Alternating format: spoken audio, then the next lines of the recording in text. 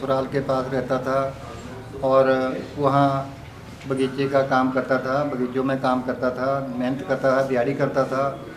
और वो यहाँ पता नहीं क्या किया और कैसे उन्होंने जहर खुला दिया उसको। और उसके बाद मुझे पता किया उन्होंने कि जब उल्लू ले आए तो फिर मुझे पता किया उन्होंने। मैं घर में था, बथेरी में था, और मैं वहाँ से कटौला आया। कटौला से फिर फ़ोन कर दिया इन्होंने कि नेर चौक में आ जा। जब मैं नेर चौक में पहुँचा तो मुझे उसके हालात बिल्कुल बेहोशी लगा, मुझे बेहोशी, मैं बिल्कुल बेहोश था।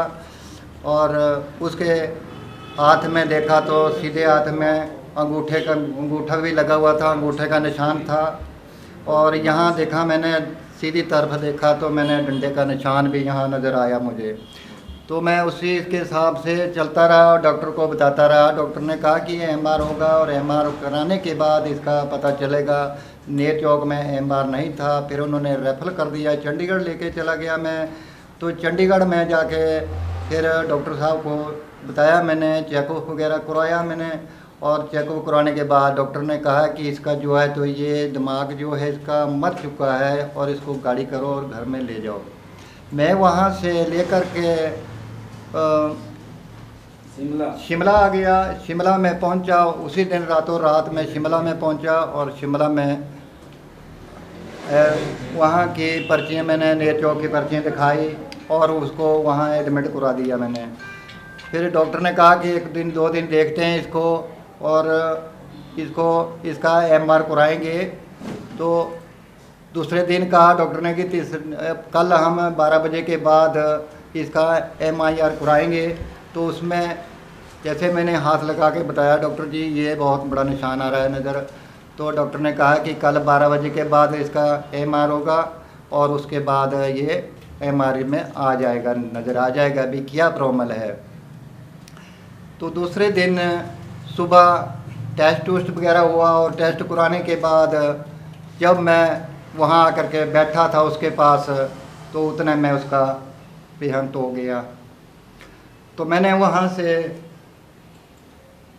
पुलिस को फ़ोन किया, पुलिस वाले गए और इन्होंने पोस्टमार्टम किया। और पोस्टमार्टम करने के बाद उन्होंने कहा कि एफआईआर लिखाओ।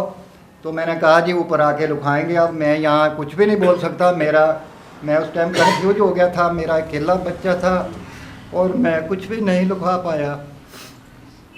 तो जब मैं यहाँ आया मैंने लिखाया तो वो भी इन्होंने नहीं लिख पाए, नहीं तो कुछ भी नहीं है। बोलते हैं कि अब उस टाइम के गुहा लाओ, जब इनको जहर देते हुए देखा या कुछ किया तो इनका गुहा लाओ। तो मैं बथेरी में रहता था तो यहाँ मैं गुहा कहाँ से लाऊं। तो फिर ऐसे ही हम आते रहे, एफआई दर्ज करवाते रहे, यहाँ देते रहे, लिखवा के देते रहे और कोई भी हमारी सुनाई नहीं हुई। और यहाँ एसआई को, एसपी को दिया हमने लिख के, और अभी भी हमारी कोई भी, वहाँ हमने उनकी क्या नाम कॉल डिटेल निकाली थी।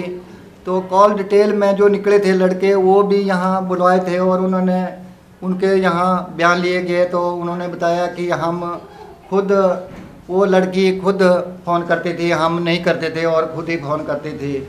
और पुलिस वालों ने उनको भी कुछ नहीं कहा, वो भी चुपचाप घर में भेज दिए।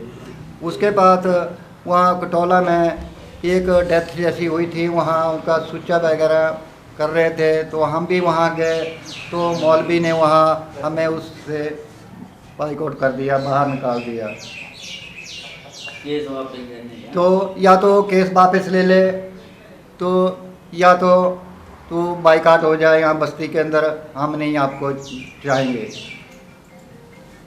तो अब मेरा कोई भी जीना नहीं है, मरना नहीं है। अब बच्चे के लिए, केस के लिए, न्याय के लिए मैं धड़क रहा हूँ, तड़प रहा हूँ।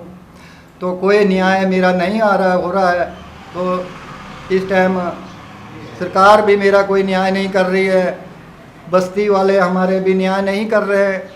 तो इस टाइम मैंने अपनी जान हत्या के ऊपर सोच रहा हूँ कि अब मेरी ज़िंदगी का सहारा तो कुछ नहीं है, तो अब मैं कहाँ जाऊँ। ज़मीन भी उसकी बेच के खा ली, उसकी कमाई भी खा ली, उसको भी मार दिया। अब मेरे ऊपर कोई भी न्याय नहीं हो रहा है।